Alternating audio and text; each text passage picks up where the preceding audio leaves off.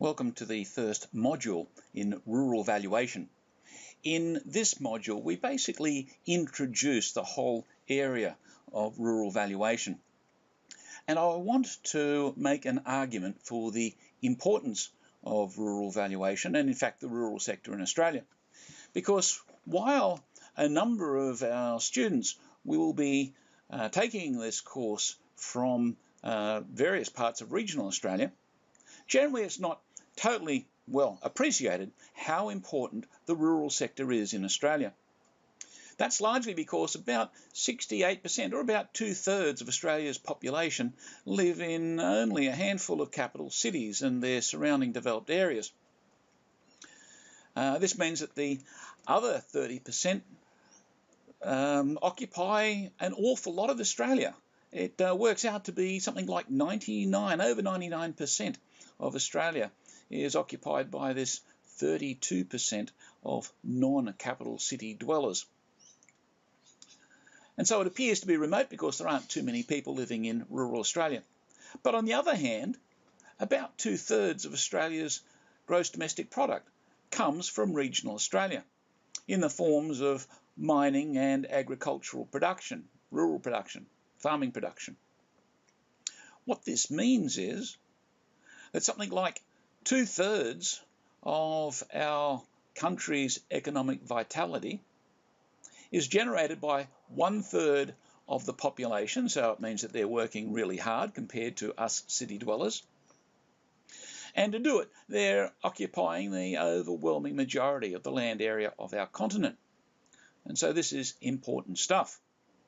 It's even more important from a property economist point of view because we're talking about a land use which is intimately connected with the land. I can build a university almost anywhere, perhaps even under the ocean. But if I want to grow grapes, there are only certain parts of Australia where I can do that, or bananas, or run sheep, or cattle, or sugarcane. And that means that the locational specificity of rural land uses is very, very important. Most of those people involved in rural enterprises tend to live in fairly remote and, in some cases, rather difficult circumstances, which is rather cruel when you think about it, because it means that those people in Australia who are most important for our economic production live in situations which are often quite deprived compared to the cities, where all of the good restaurants and universities and schools and hospitals and so on are. And yet they really provide the economic foundation, the economic dynamo for the entire country. And we see this even on individual state levels. Most of the economic force, the economic strength of Queensland, for example, comes from central Queensland, as opposed to the southeast of Queensland, where most of the people live, but relatively speaking, not nearly as productive. And a similar observation could be made about New South Wales or Victoria or any of the other states. It's the rural areas that are important. Understanding how rural land gets its value really takes us into a particular specialisation of property. And it's a useful specialisation for all of us to be interested in and familiar with, even if we don't anticipate working in the rural area. And the reason for that is that we have, in some cases, a relatively complex land use, intimately connected to the land, which is ultimately only valued in terms of its economic productivity. There's no use owning a farm if you can't farm it. I know there are exceptions growing up now with the rural residential fashion, which is coming in our communities, where around the edges of capital cities and even rural cities, regional cities, there's large areas that were once productive farms that are now simply very large house lots. But by and large, true rural land is a form of business, a form of income producing opportunity for the people that live on it. And that's now like so many other parts of our economy, becoming corporatised and so on, which is a story for another day. So valuing rural land is important because it gives us vital skills and experience in the activity of valuing businesses, and this has the added advantage that the business is closely, I'd say intimately, connected with the land itself. I could run a day care centre, and I could really run it in one of a number of spots. It doesn't really matter too much where the land is that I'm running it on. I could perhaps even run it on the top of a high-rise building, and perhaps there are more than a few that do that. However, in general, income-producing properties aren't that strictly connected to the land. It's a good time when we look at the question of rural property and what I've just explained as it being a specialised right, to look at the whole question of property rights. This is because land rights in rural lands, regional lands, tend to be one of the places where the whole concept of property rights becomes most interesting. For instance, in Queensland, there are a number of different ways of owning regional rural land. There's simple leasehold, there's freehold, there's road licenses and permits to occupy. So it's a lot more interesting and complex in some ways than, say, urban situations where the overwhelming majority of the property is simple freehold. And so it's an opportunity for us to come to grips with the complexities of leasehold and its meaning. It's also useful to understand the other aspects of property rights. We have customary property interests, often in rural areas, especially in the leasehold sections. So that's a specialised area that deserves attention.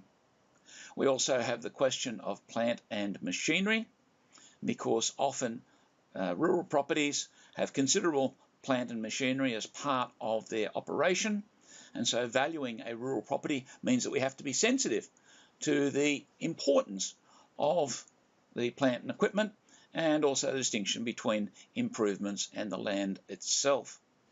Controlling all of these different aspects is the whole notion of how property is managed for wherever we're working.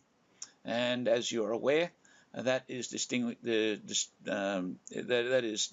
between state legislation, which is usually the more important for land management issues, but also there's Commonwealth legislation, which we also need to be aware of.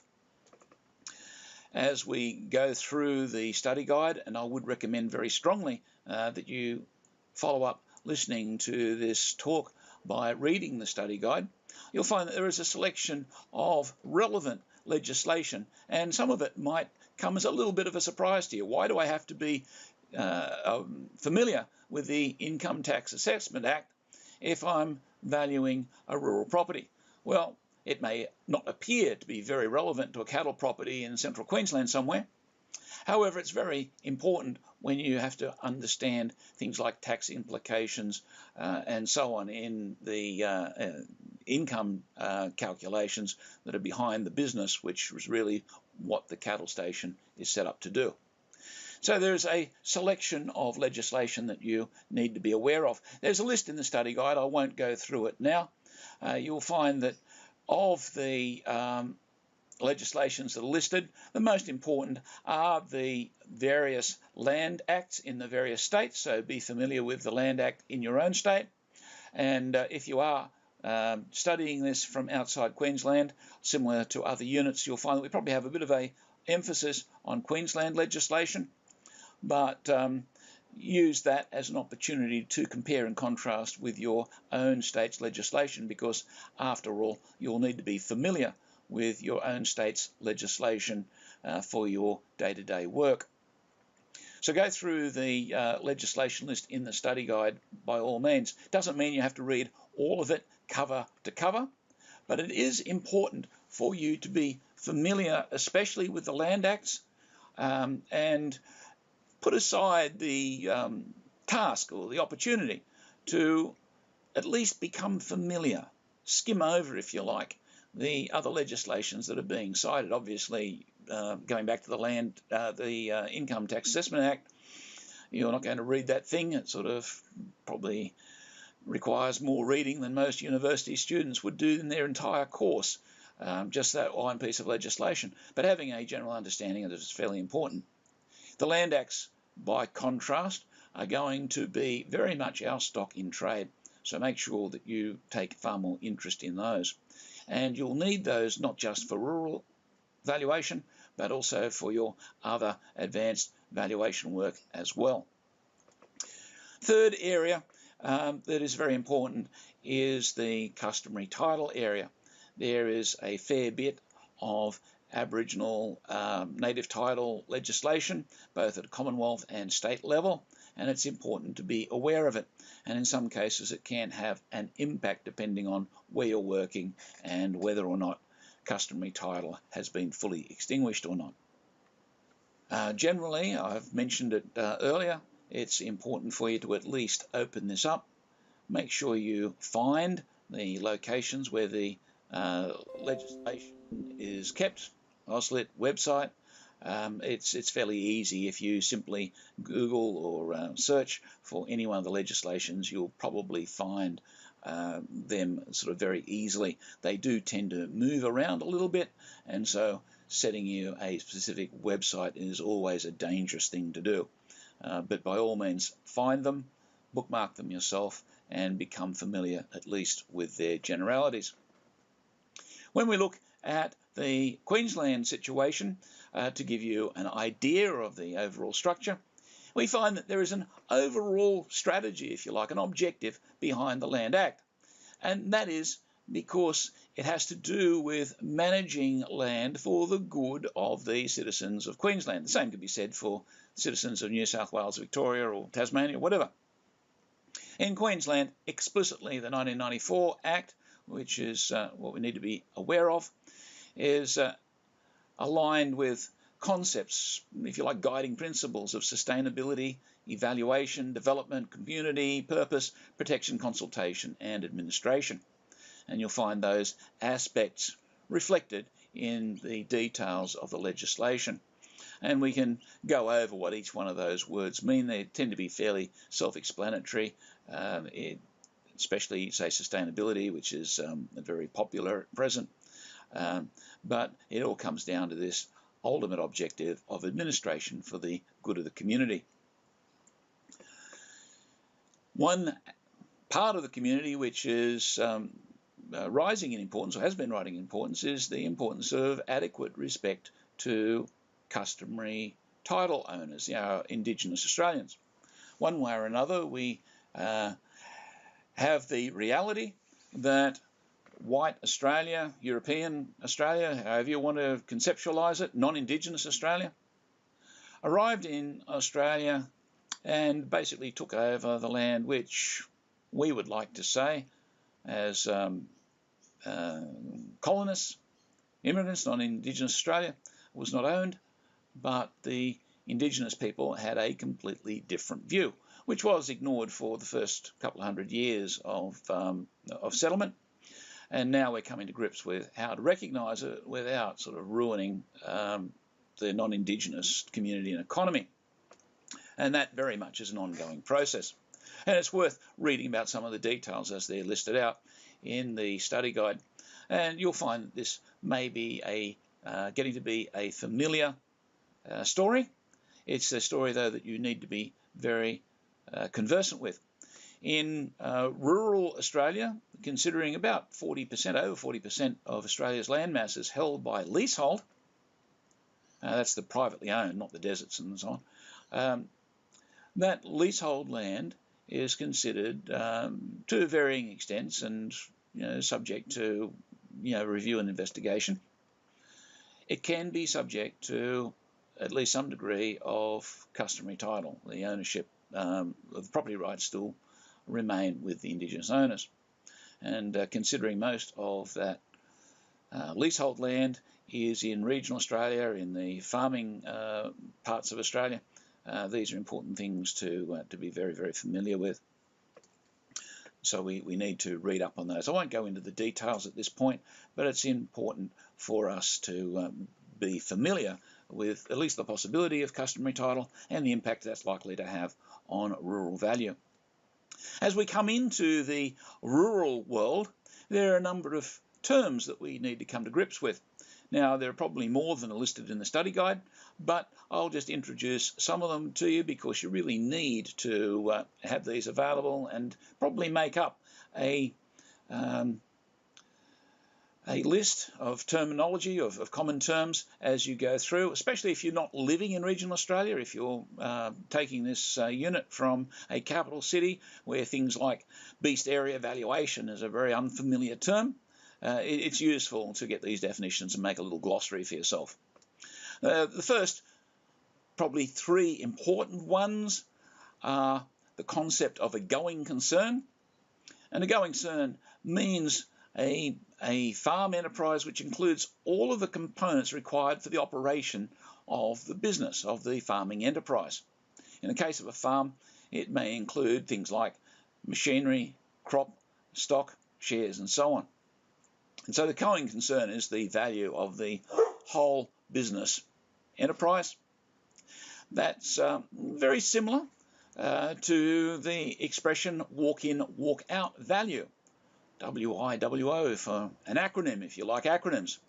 And it's simply the sale conditions for a going concern property, including the elements that enable the production to continue, which is pretty much the same as the going concern. That's really opposed, or those terms are really opposed to the idea of a bare property sale. And a bare property sale, especially for pastoral properties, is the land or the property without the stock. And so it's the land and the fixed improvements only. And so things like the non-fixed, the chattels, and chattels can include things like large pieces of agricultural machinery, headers and whatnot. They're not a part of a bare property sale, and usually those items, the stock and the chattels, the movable equipment, would be sold separately. So it's quite a different thing. A bare property is really just the land and what's nailed down to it, whereas the walk-in, walk-out is really what it sounds like. It's the whole show. You walk in, take over, and there'll be lambs popping out in the paddocks and everything else kind of going on right from the day one. You don't have to go down to the sale yards or what have you and restock the property and buy yourself all the other equipment that you need to have it run. I'll let you read through the rest of the terms that are there. Some of them are general for property in general. Some of them are very specific for the rural situation. A couple of concepts that are probably worth just mentioning before we leave this. Different parts of Australia have different productivities, different climates, different norms for doing business. Everything from the stocking rate down to things like sort of how the fences are built. And so we often talk about district standards because a district standard is a very important thing to know, especially if you're, say, coming from the Riverina in New South Wales and looking at a property in central Queensland or something. The district standards there will be quite different, and sort of understanding the impacts on productivity are very, very important. One other curiosity is that most farms, or at least in earlier and simpler times, tended to be owned and operated by families. And as a result, the farming family would live on the farm and they'd have their house. And so in a sense, the farm looked like a combination of two things. One is the farmer's house and maybe his backyard where he hangs out the washing and so on. And the other is the business property, which is the paddocks which have got the sheep or cows or whatever on them. For the purpose of a number of legislations, the treatment of domestic property, dwellings, residential property, is quite separate to business property. And so for that matter, there is a distinction that needs to be made often. It's almost an imaginary boundary in a sense, that needs to be made around the farmer's house and that area which is associated primarily with using the house or the dwelling function, if you like, where the kids are likely to run, where you're going to need to be able to plant your backyard veggie patch as opposed to your commercial garden, hang your clothes out and so on.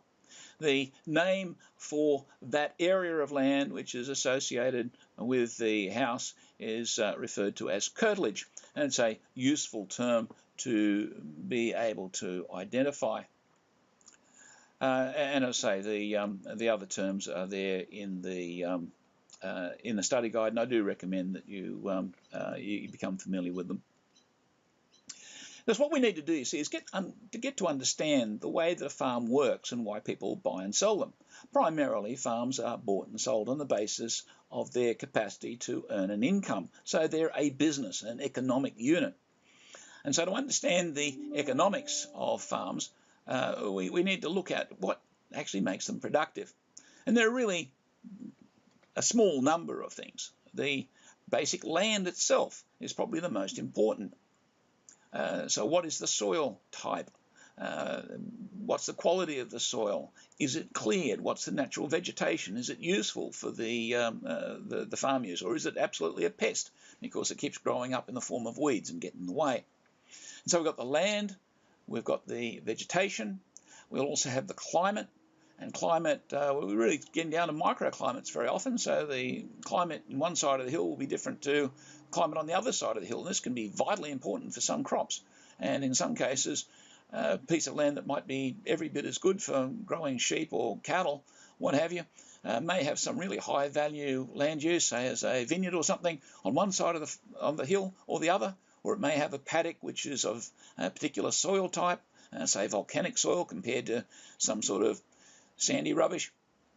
And so these aspects of soil quality are very, very important. We mentioned climate. If you've got something in central Queensland, that's going to behave completely different to the same piece of land in Tasmania because the different amount of sun and rainfall and so on. Some crops like warm climates, some crops like cool climates. Rainfall is very, very important. And probably one of the most critical issues. And it's also, in some cases, varies even across a single district. And the more you talk to people on the land, the more that you find out that on this side of the hill there's lots of rainfall, on that side of the hill they miss it all, or down the street north or south or what have you, the winds tend to not to bring the rain up in the same way and so on. And so getting to know a lot of these details.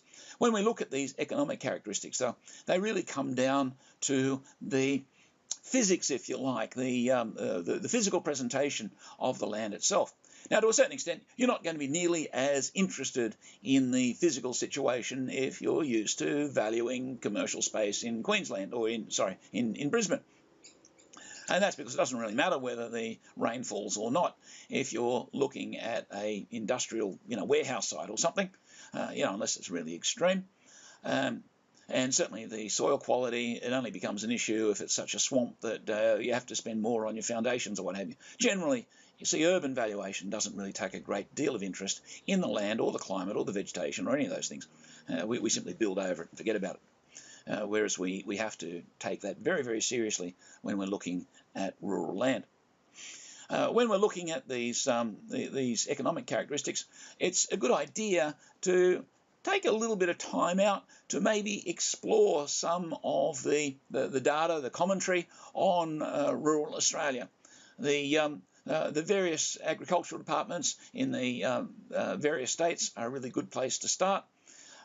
So go to the websites, look at what data they've got to offer, what sort of commentary. Also, look at media and newsletters and so on that pertain to the rural situation in your state. And so in Queensland, you're probably more likely to be taking an interest in, say, sugarcane and cattle, whereas if you're in New South Wales, there's a greater variety of land use. And so on, and a lot of commentary to go along with it. And sort of take time out to actually become familiar with it. Go into your local agricultural department's website and so on, and get into the conversation. You can start to do this from week one, and the more you do it, the more familiar you're going to be when it comes to doing your major assignment. And if you do see yourself as working on the land, or at least as a rural valuer, then this kind of familiarity is going to be really, really useful as you get out and practice. If not only to be able to, talk to cockies in their own language, which is one of the big things that I'd like you to be able to sort of take away from this.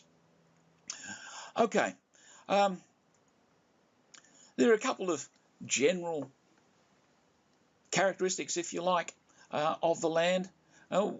These are useful to be familiar with. I guess we didn't really go into them in great detail in introductory valuation subjects, so now it's an opportunity to maybe dwell on them a little bit further.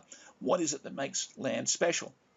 Things like immobility, the durability of land, they make land unique, so every block is unique, and especially in the rural situation, as I mentioned. Now, we've mentioned that a little bit in introductory val. We're just going to take that a little bit further. Certainly, it's very hard to mess land up these days with some environmental concerns. If I go out and use the wrong kind of chemicals in my sheep dip, I might end up having a nasty effect on the saleability of that property into the future, because there'll be some residue sort of seeping into the ground that future generations may not appreciate. But generally, land is quite durable. It's also immobile, and so its location is very, very important, and we get you to think about that in the study guide. So I recommend that you give a little bit of thought to that. Likewise, the whole question of scarcity and utility are important, and for that matter, the flip side of that is the question of productivity. Now, we introduced productivity in property valuation, our introductory subject, and we want to really think about that a little bit further. Certainly, it's very obvious seeing productivity on the land. If you go down to parts of southwestern New South Wales and you just see acres and acres of canola there, sort of shining almost fluorescently in the sun, you can see the productivity sort of jumping up at you. If you're out on a pastoral estate in northern Queensland or the Northern Territory, it might be a little bit harder to see the productivity because there are so few cattle and the land is so big that you need a helicopter to be able to get about and spot them. But there is some kind of productivity happening. But understanding this productivity and how it works is vitally important. And certainly, as I say, you see it, you come nose to nose with it in the rural sector in a way that you probably don't in other places. Another aspect of rural land, which is really a general characteristic of land, but it is even more apparent, is the way that rural land tends to be a fixed long-term asset rather than something that you can buy and sell as often as you, sort of buy an evening newspaper. And that is an issue. And it's especially an issue when we start thinking about issues like sustainability. Sustainability is about having that fixed asset available in pretty much the same condition that we found it for our future generations. Now, this question of sustainability is something that our Indigenous brothers were very much onto. When they'd make a decision, they would tend to make it for their grandchildren's grandchildren. We tend to make it for how much return we can get out, so we can pay our mortgage off and so on. So we tend to take a far shorter view. But land needs to be looked at in this kind of context. If you're moving on to rural property, if you don't know what you're doing, you're likely to get yourself into an awful lot of mischief and perhaps go bankrupt. But if you do know what you're doing and you're prepared to go onto the land and work it as it's, has the potential to be worked, it's something that can be an extremely fulfilling business to be involved with, and one which often is passed on from generation to generation. And so in the rural sector, you tend to see the reality of land as a fixed asset even more starkly than you do in the cities. So what are we saying here? We're really aiming to introduce the whole area of the importance of rural land, rural Australia, and rural valuation, sort of running along behind it, and get you a little bit excited about its value and what it can teach you, because there's an awful lot about land in general, property in general, that is really, really evident in the rural situation. And apart from that, as we go through the unit, it will give you the opportunity, even if you're living in the city, to actually go out and sort of get amongst it, which in the past, every comment that I've had back from students, and especially the urban students who never ever think of getting out of their city environment, when they actually sort of go out and find themselves doing an inspection with a rural valuer, even if it might be only an hour and a half away from the centre of Brisbane or something, usually the experience is one that they talk about for a very long time. So I hope you enjoy the unit. And go through the study guide now, get on to the activities, especially getting on to the legislation, and do look up sort of sources of commentary, and take a little bit of an interest maybe in the rural land uses that either you're most interested in or that are closer to you. It will make studying the unit a lot more interesting. All the best.